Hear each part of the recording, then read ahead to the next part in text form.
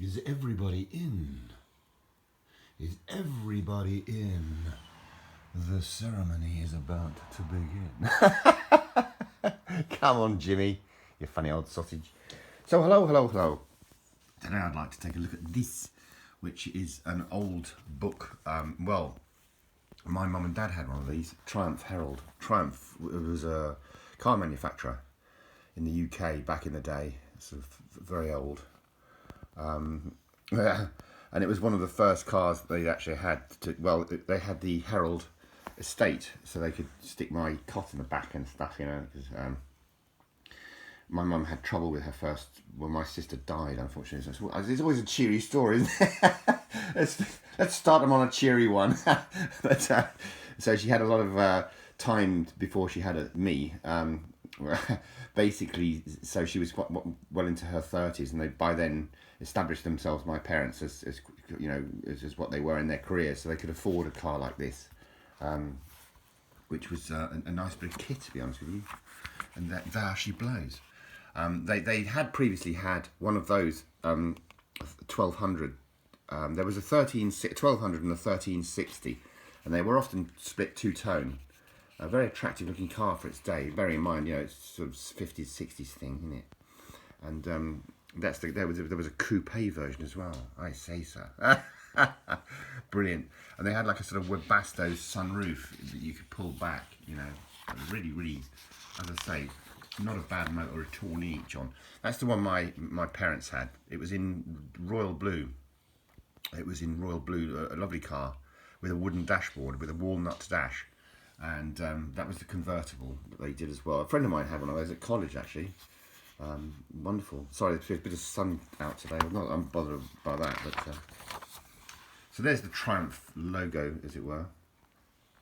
And yeah, I hope there's a date on this thing somewhere. There you go. Well, 1962. So we've just crept into the 60s. That's ominous, isn't it? Before jacking the car, read the instructions given on page 130. I presume they're sort of like for the funeral parlour.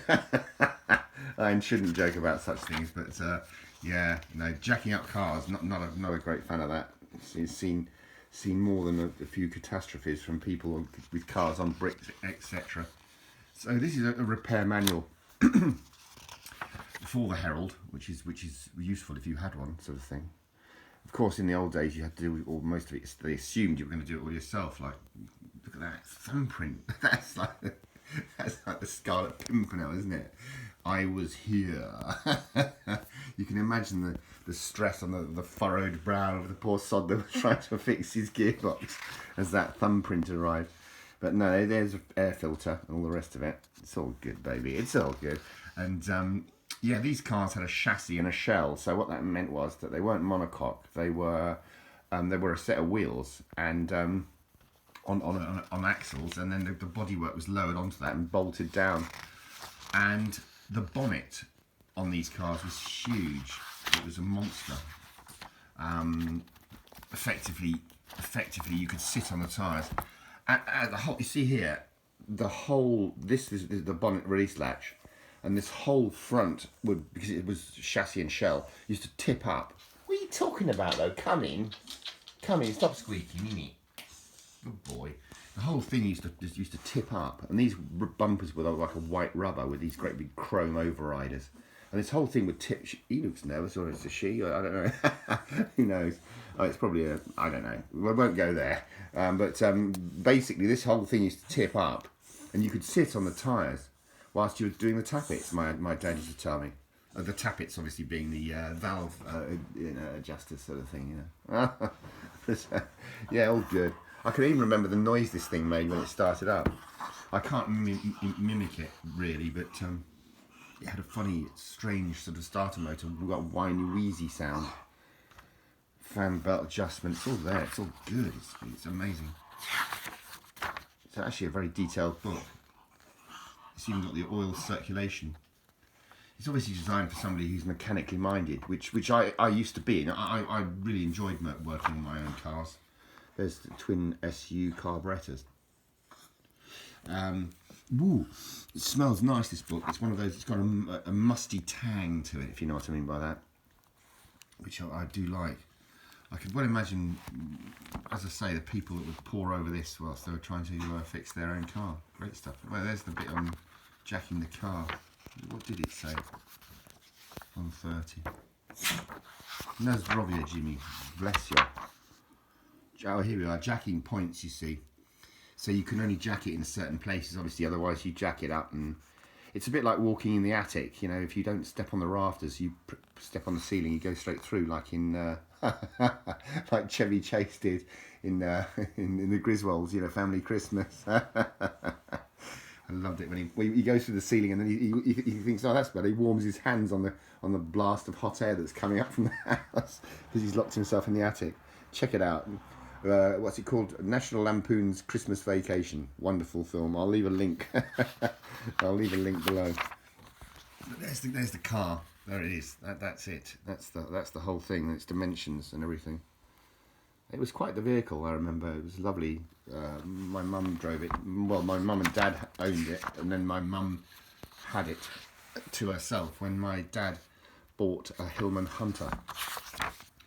1725, I think it was, Volvo engined vehicle. Anyway, that's that book. This was the Vitesse, which was the 6-cylinder version of the same car. It's got an amendment in there. Look at it. So they're a standard Triumph Sales Limited in Coventry, where they were built. Obviously, the Leyland Motor Corporation had taken them over by then. And that's the Vitesse, that's the front end. So you can see it's slightly different. Herald had a single headlight. Vitesse, being more sporty, had a more aggressive sort of double owl eye type. Do owls have two eyes? I don't know. But you know what I mean. And obviously the Vitesse had extras to it, you know, to make it, that was the dash. It would have had a tachometer and stuff like that, and oil and amp gauges, you know, to make it feel, to make the driver feel like you're actually in something quite sporty, which you were. So, you know, 6-cylinder car, you can pretty much go for it. I've no doubt they had the same engine as the Stag, the Triumph Stag. Or was that an 8-cylinder? I don't know. Don't quote me on any of this. I don't know what's going on half the time.